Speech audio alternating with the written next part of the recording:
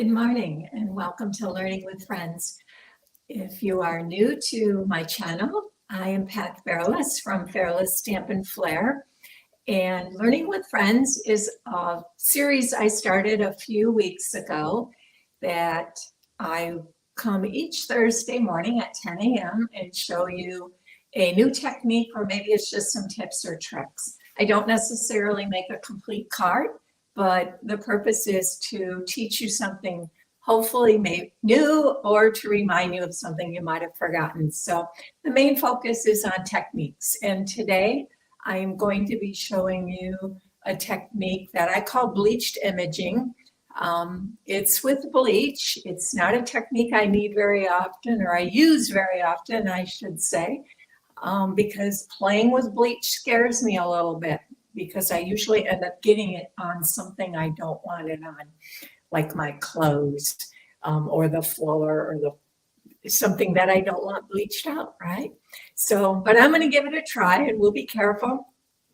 So let's go ahead and flip my camera down. I am glad you're here and let's get started. Okay, there are not many supplies that you need for this particular technique. Obviously, you need some bleach. You do need some cardstock, and I'm going to show you a little bit and talk a little bit about cardstock. Then we need a line image to stamp and some ink and embossing powder. And there's a couple alternatives for that too. So we'll talk about both of those also. But the first thing I want to show you is when you choose your cardstock, test it out. So take your bleach and put a little drop of bleach on it. And I want to show you why. These are some that I did while I was playing with this. This is Berry Burst. And you can see where I put my little bit of bleach up there in the corner. And what the result was kind of this pinkish color. It didn't turn white like I was expecting, but it turned pink. And so I was playing with some others. And this one is Melon Mambo. This one is also really quite pink. Never did turn white, even after dry. If you're looking for a red pinky color that turns white, this is Sweet Sorbet. Pretty good white. It might be a little bit like an off-white. If you look at this other spot over here, I used two different types of brushes. I used a regular artist painting brush for these brighter ones. And then I thought, well, rather than dipping in the bleach and having the potential of spilling and knocking my glass over that has bleach in it, I'm going to try and put some bleach in a water painter. So I took an old water painter, still perfectly good, and I filled it with bleach, and I tried that, and it works really nice. You have a lot of control. You don't have to worry about dripping like you do with a painter's brush. But I don't know if it doesn't apply as much bleach. That might be the case, and maybe if I'd gone over it multiple times. But it also did not get the same effect. So this really white one here is with a painter's brush, and this one was with my water painter. And that might just have been me. Now here was an interesting one. This one is Poppy Parade, and rather than turning white, it turned yellow. Now that might be a good thing and maybe good to know. But that's why I'm just showing you some of these examples. I wanted to play with blues. Tahitian Tide turned very nice white. This was with the painter's water painter, so you can see it's not quite as dark. I was originally going to use this color, which is Starry Sky, and it changed almost not at all. I was going to stamp this image here and then just bleach out the flowers, and I thought they'd be white. But this was after several coats. So it's interesting, and that's why I say, now Orchid Oasis got much brighter, but again, with the bleach, I've got kind of a soft purple color. And this one I thought was interesting and totally unexpected. This is Pretty Peacock. Here's my painter's brush. It turns this bright yellow, and here is the water painter and it turns kind of like a lemon lime twist or maybe parakeet party green. So I just want to show you that. Here's a couple oranges, Cajun craze and pumpkin pie also tended to turn more yellow. So my recommendation is before you do this, if you have something in mind, test it, scrap a cardstock. We all know we got little pieces laying around like those I just showed you. So go ahead and test it and make sure it does what you think it's going to do.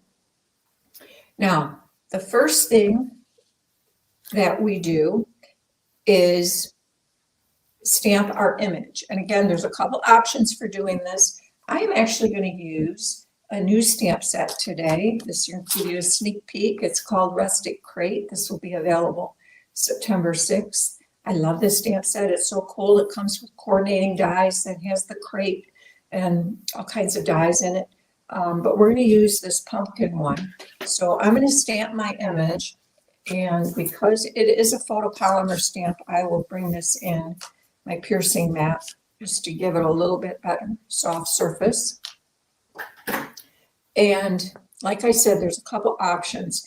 We could, in some of my cards that I'm going to show you today, I have 4 cards I'm going to show you. Some of them were done with the way I've done it now, and some of them, or I'm going to show you, and some of them were done with using pigment ink. If you have pigment inks, you can emboss with these. Just stamp your image with a black pigment.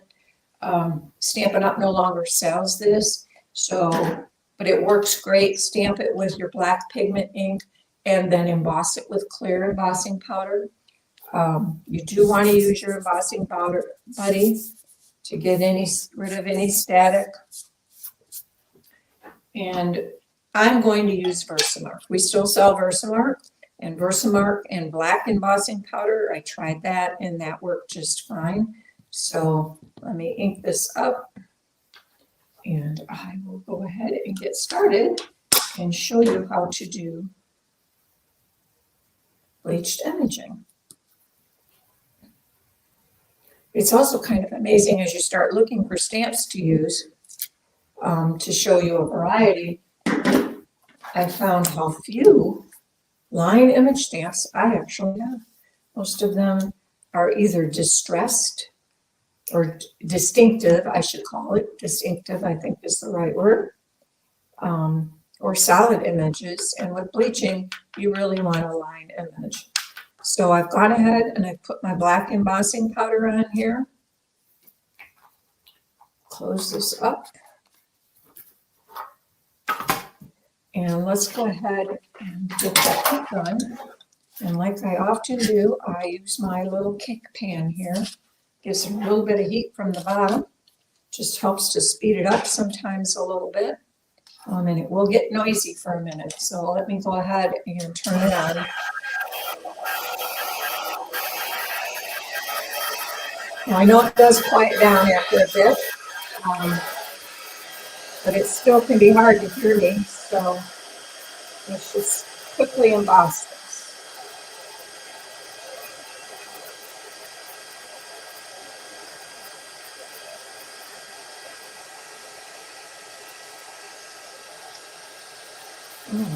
Pick this up so I can see it. Under these bright lights, it's a little bit hard to see. And I don't want to overcook it. If I put it at an angle, then I can see when it's turning.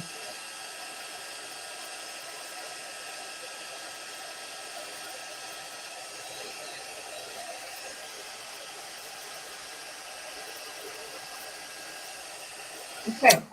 I think that is good. So we'll set this back out of our way. And now we're going to bleach this image. So like I said, I used both a water painter brush and a regular artist brush. I'm going to use this artist brush. There is a couple things here too to be aware of. This was the first brush I used. This one, I believe, probably has natural fibers. And it started out about like this one. And look what the bleach did to it. It sort of, I don't know if you could see that. Maybe you can see it on the white background better. It sort of ate my brush. So if you have expensive artist brushes with natural bristles, you might want to avoid those. These were inexpensive ones, and they're, I don't know what the material is. They work good for this particular purpose, but let me bring in my little jar of bleach, and this is just regular household bleach. I think my brand, I got Kroger because it's cheaper than the Clorox, but it worked just fine. And now I am just going to cover this image. And you don't have to worry about getting the bleach on your embossing. You don't want to drip it somewhere else, right? I kind of work around the outside first. If you do get a little bit of bleach where you don't want it, depending if it's right up against the image, like if you color a little bit outside the line, you can take your, this is pecan pie, by the way. You can take your pecan pie Stampin' Right marker and just kind of go back and fill it in. So let's just go ahead, and you can see it's already turning where I started. And sometimes I have found that certain spots on the cardstock do not want to bleach at the same rate as the others. Some even you may need to go back and touch up if it did not lighten the way you wanted it to lighten. And again, it does seem to be color cardstock dependent. This pecan pie I found has worked quite well. I've done several now with the pecan pie, so we will show you those. I'm going back and touching up here because you can see just a couple spots did not bleach. Probably didn't get enough on. Now, when you go back, it will tend to darken a little bit again for some reason. I'm not sure why. Don't worry about that because you're going to have to set this aside. Like if I go back over this, see how that's darkened back up? I think you can see it. But I'm going to call that bleached. And it will take a little bit to continue to dry. And as it dries, it continues to lighten and get brighter. Now, I can leave this as it is, and I'm going to set this aside because this is wet. I don't want it to fall upside down. I have one I did before that is bleached, and this one is dry, so we can either leave this image as it is and use it as is, which is kind of pretty in itself, isn't it? I mean, I did this on some of my cards. I'm going to show you. And I'll show you the card right now where this is, I just used this image as is right here and put it on a card. And I was really happy with how this card turned out. This is another sneak peek of All About Autumn. This designer paper in the background, you can maybe see the stripe here on the envelope. This is absolutely gorgeous paper. It is so pretty. This one looks like a forest in Vermont or something. It makes me think of with all the beautiful colors, like you're looking down at the trees. But anyway, this image, back to the purpose, the image, you can leave it just like that. And I thought that was pretty. So I did make one card just with that image. Here's another shot of this beautiful paper. But let's set that back aside. The other paper on here is from the Daisies pattern, which I think is called Fresh as a Daisy. Are these other two? This is Wild Wheat, and this is copper clay. So, and this is a little copper clay piece of ribbon. But let's put this aside, and we're going to take this dry one here, and we're going to start to color this. Now, again, you can use different color mediums. I tested both my blends and my Stampin' Right markers. I was not crazy about the blends. It did not seem, it seemed like the blends sort of, maybe they're interacting with whatever bleach residue is left in here. I can kind of show you. Here's a light calypso coral. And I have a light pumpkin pie. Let's go ahead and just put a little bit of the light pumpkin pie on this pumpkin here. And this is not, see, when you see it, the color is not what I would call pumpkin pie. I mean, you can tell it's orange, but it's not its normal pumpkin pie bright color. So like I said, I did play with, and I'll show you the calypso coral just for the heck of it as well. And you can see it's kind of, I don't know, it turns it a little bit, the color's a little bit brownish. So I wasn't happy with those. So I grabbed my Stampin' Write markers, and typically Stampin' Write markers, I do not, I don't use these too much anymore except for some techniques. But if I color with these, this is the pumpkin pie, and we'll just go over this. And you can see I'm getting a much brighter orange, particularly out here where I'm not going over the blends.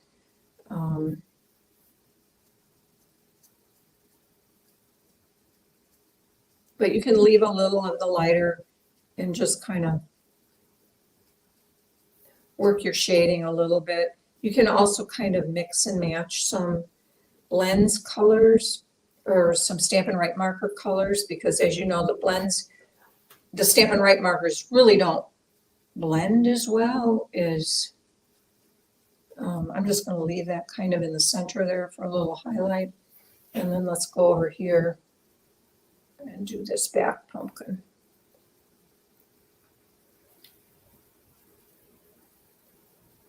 And you probably get the idea. So I probably don't need to, I know I say that a lot, I don't need to sit and color. I love to color. I find coloring relaxing. I don't know why, but I'm kind of slow at it. So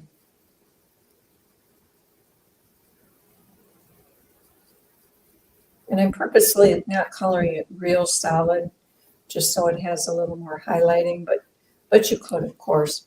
Now for the daisies, or the sunflowers, I guess they are, I used Lemon Lolly and Daffodil Delight, and I kind of covered the whole thing. Let's just do this one down here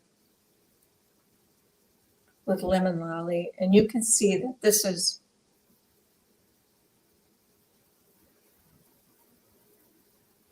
even maybe a little darker than you would think what Lemon Lolly normally is. But I kind of put Lemon Lolly in the center, actually all the way around.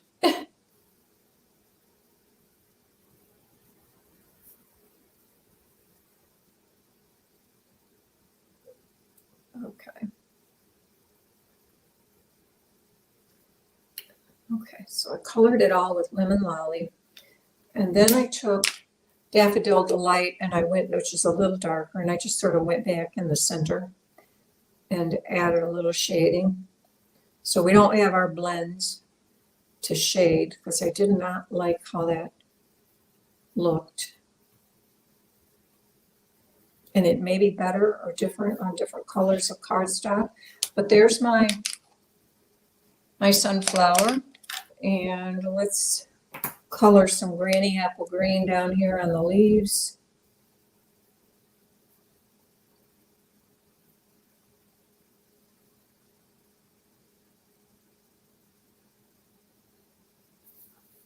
And I guess I'll do these two up here.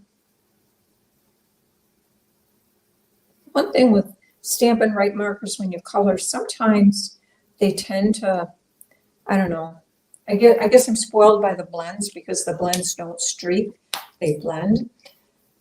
But on this bleached image, the Stampin' Write markers do not seem to have that same streaking. So this one here is Lemon Lime Twist, and I'm just going to color the corn leaves here.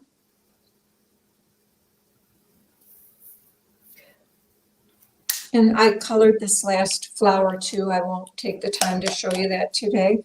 The corn I actually did not color. I just left it the bleached color. So let me show you that card.